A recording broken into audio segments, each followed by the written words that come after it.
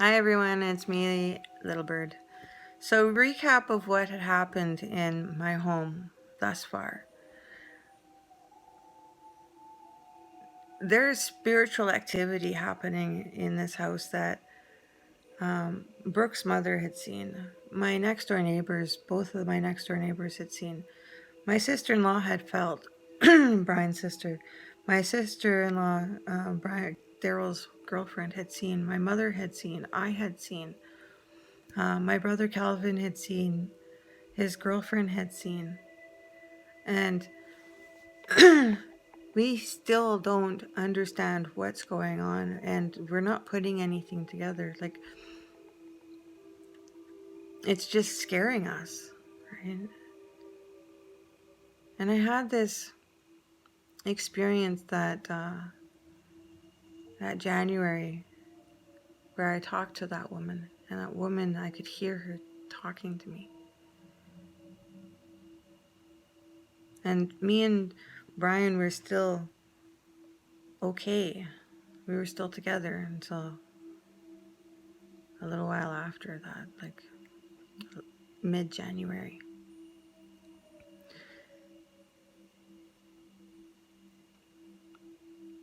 This day on January 5th, it was like I had this deja vu.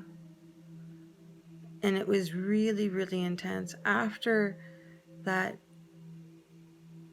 girl and the guys had come back, every moment after in the evening, before things would happen, I could tell you exactly what was going to happen in the next couple minutes. And I could give you a play-by-play about that whole evening. And it wasn't making any sense to me whatsoever. And at this time, I'm not using drugs anymore. I had cleaned myself up. I detoxed myself. I slept for 7 days. Because there was just too much partying. I'm a mom. I'm not supposed to be partying. Like, smoking a joint here and there is completely different than partying every day.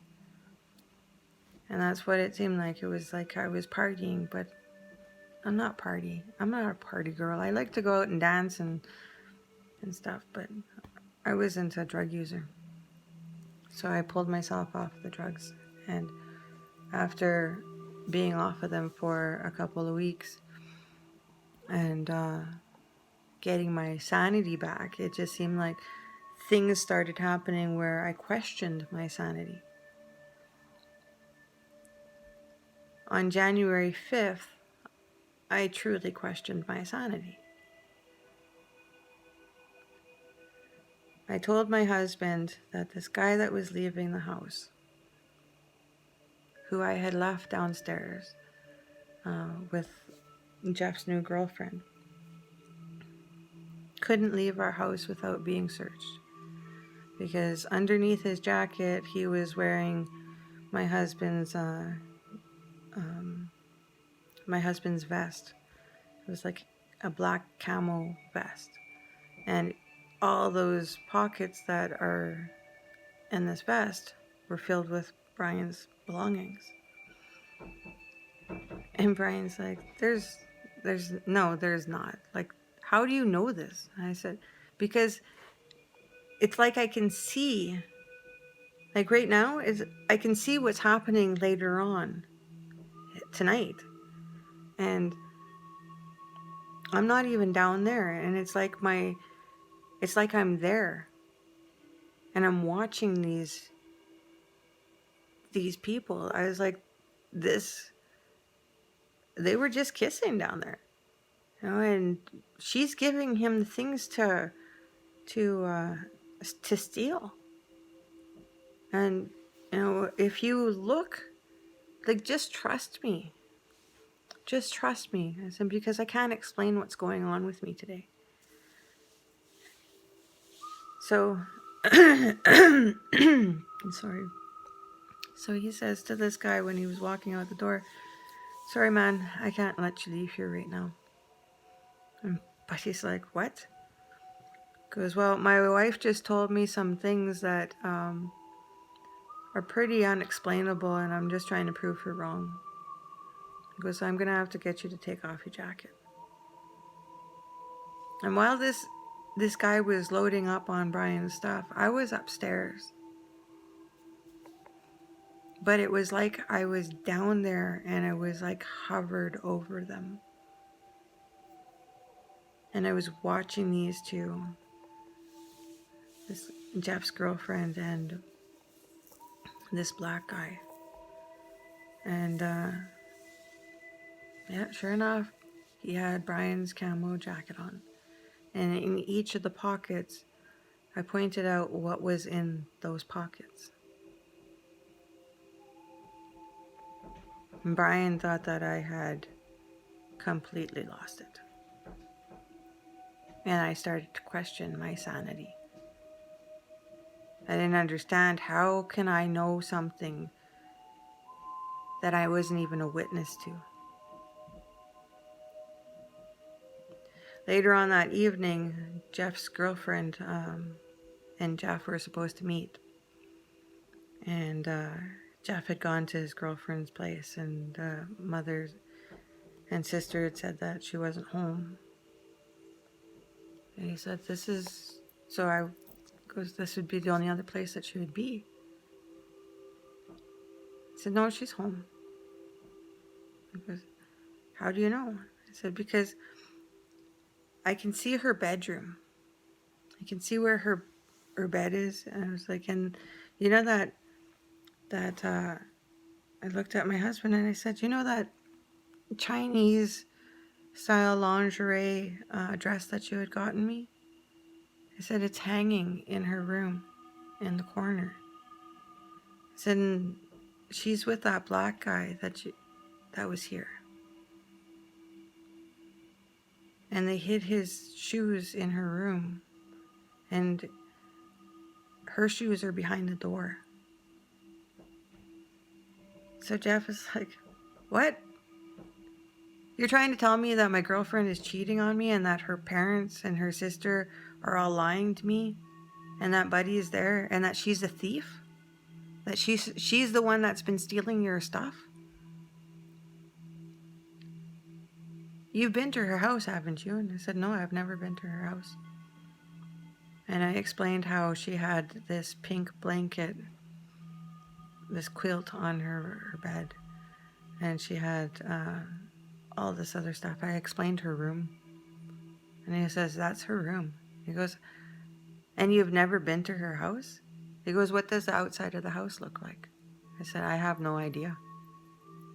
I said, but I'm just seeing inside this room. Just like how I had seen downstairs when they were downstairs. I said, I can't explain what's going on with me right now, but it's like I can see into the future. And Jeff was like, Brian, I think your wife has lost it. And Brian says, well, I thought so too. Until I asked that guy to take his jacket off, and every pocket that she pointed to, she named exactly what was in there. He said it was the creepiest thing I'd ever experienced. He said, but she was right. And the thing about it was that she wasn't even downstairs when all of this was happening. And she told me exactly where they were and what was going on. And she said that she had seen them kiss downstairs. And Jeff's like, okay, well, you're coming with me. He's like, because if I go there and acting like a fucking idiot and I make myself look like a lunatic, I'm blaming you. I said, no problem. I'll come with you. So me and my husband went. And Jeff drives up to this house that I would call it a witch's house. And that's exactly what I called it. I called it a witch's house. It's like all old red brick, and the doorways are all rounded. And it's dark, and it's very gloomy. And Jeff goes up to the back door, and well, he goes up to the front door, and nobody answered the door, so he goes to the back door. And I said, yeah, this is the door. Her shoes are right behind the door.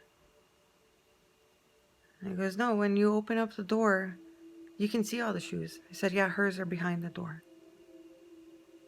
So he knocks on the door, and the sister comes, and he asks if she's home. And she's a little hesitant, and she's like, I told you earlier that she's not home. Like, look, her shoes aren't even here. He goes and steps inside, and he goes and opens the door. And behind the door are his girlfriend's shoes, exactly where I had said that they'd be. And when he's seen them, he is like, you're fucking lying to me.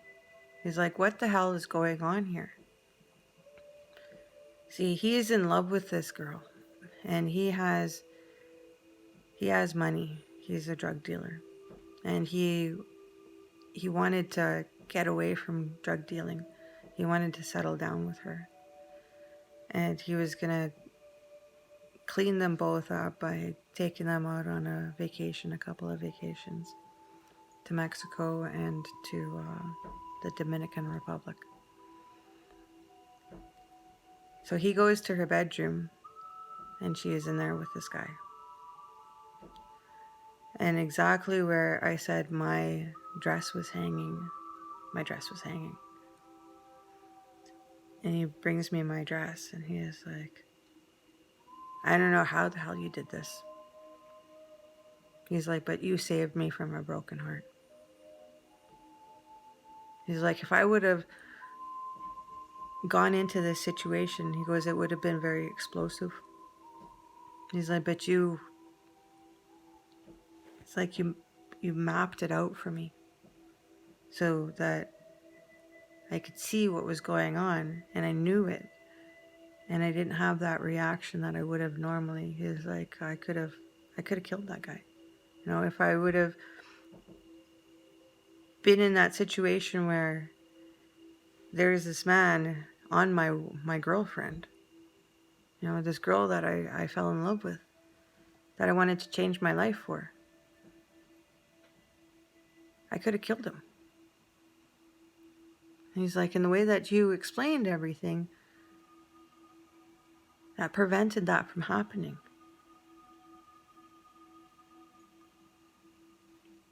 And he pulled out a gun.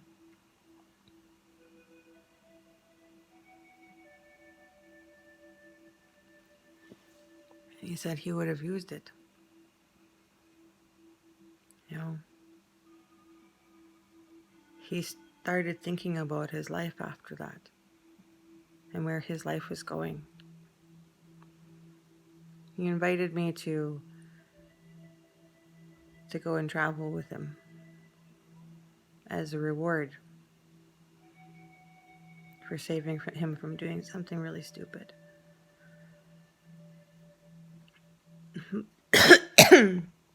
But God doesn't need to be rewarded, because it's him who's doing this. It's not me. He is opening and has been opening my eyes for a very long time, placing me in situations where the unexplainable can be explained. How he, the Great Spirit, can be anywhere, at any time, if we just believe in him. And I've never lost that belief in him, no matter what I had gone through.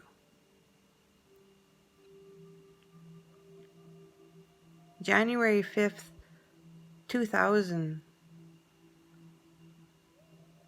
or 2001 was 2001. That was the strangest day of my life. It was like I was walking one step behind my soul. That's what deja vu is. It's when our soul and our spirit are connected.